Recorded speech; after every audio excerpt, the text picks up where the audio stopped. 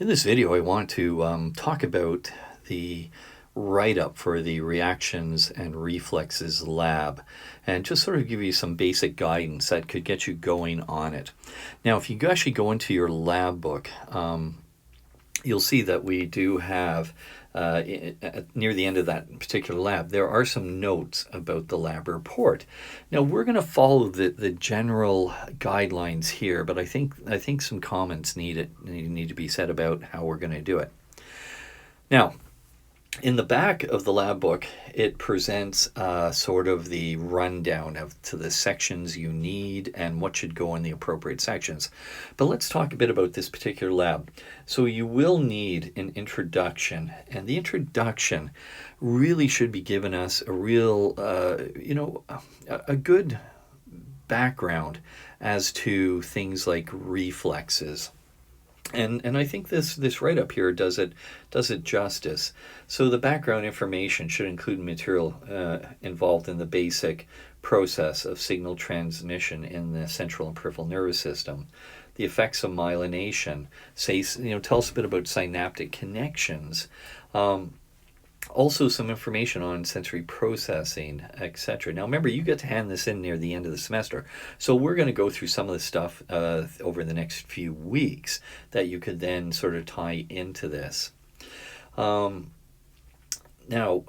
we also should have, by the way, you should also include a description of what is a reflex arc and what do they serve? What are the components of a reflex arc? The idea of the introduction is someone could read the introduction, get the background information, and get a gist as to what you did so they can understand what you're going to present to them next.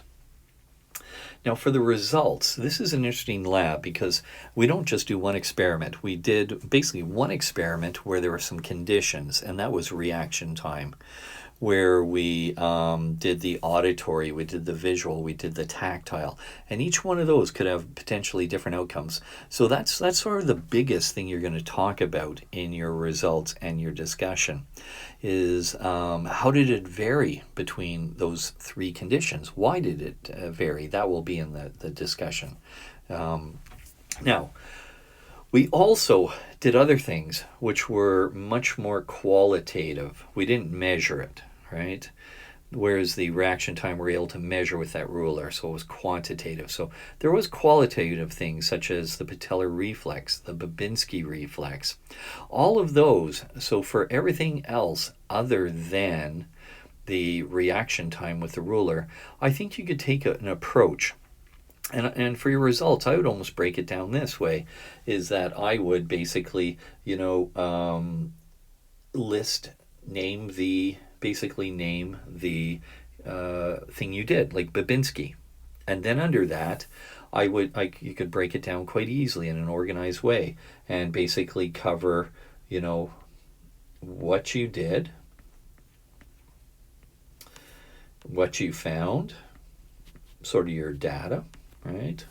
What you found, and a little bit of what does it mean. And I think you could do this as sort of, do the Babinski and go, hey, Babinski reflex, what's it about, a little bit about it, what you saw, what you observed, and some thoughts as to how that ties in with what we've learned. And then move on to the next reflex, the plantar reflex, etc., the ciliary spinal reflex. So for most of those reflexes, I think you keep it simple, introduce what the reflex was you did, what you did, what you found, and what does it mean within the context of some of our learning. Right. So those would be very quick. You're looking at a paragraph or two for each one, maybe.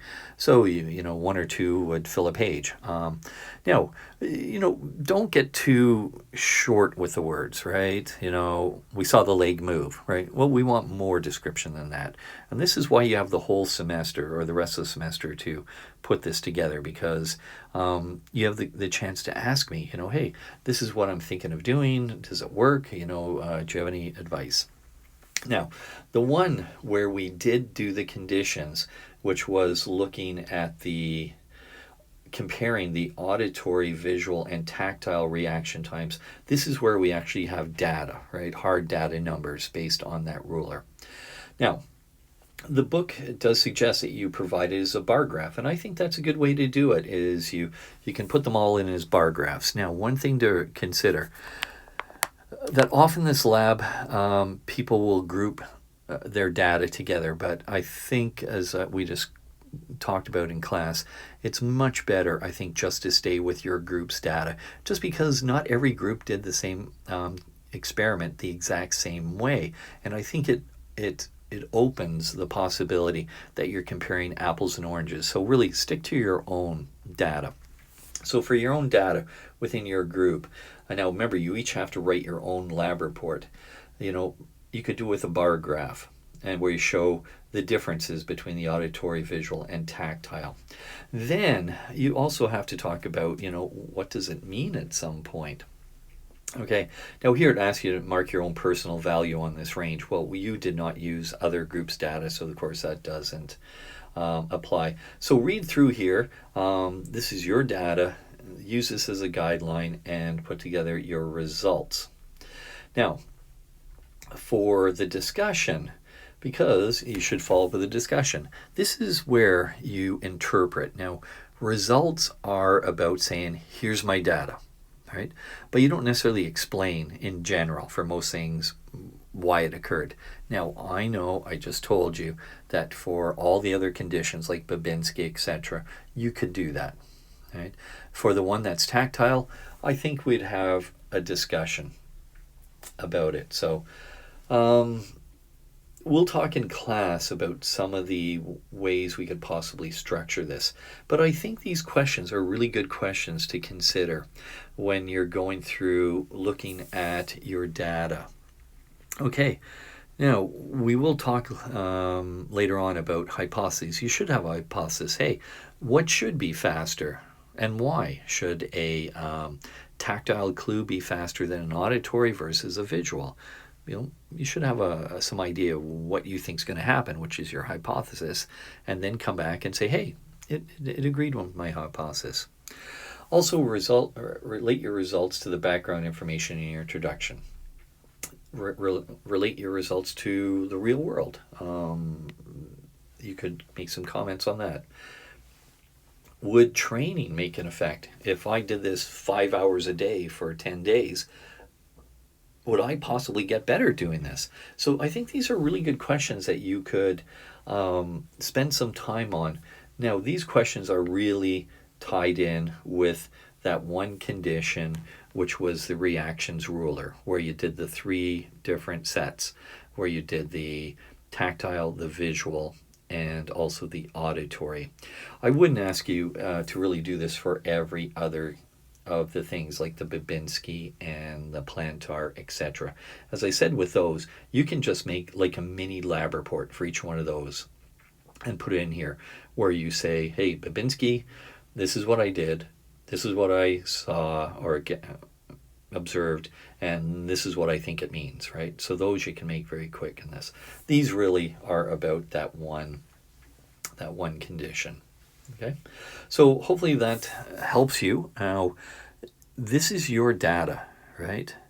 You can't alter your data. You got to go with whatever data you collected, but use these guidelines to start to structure your lab report. This is your lab report, so I do allow some leeway that, some of these questions may not work well, or you may have found something contradictory to what you expected. There's room in your lab report for you to write this, and feel free to get any feedback as you go through.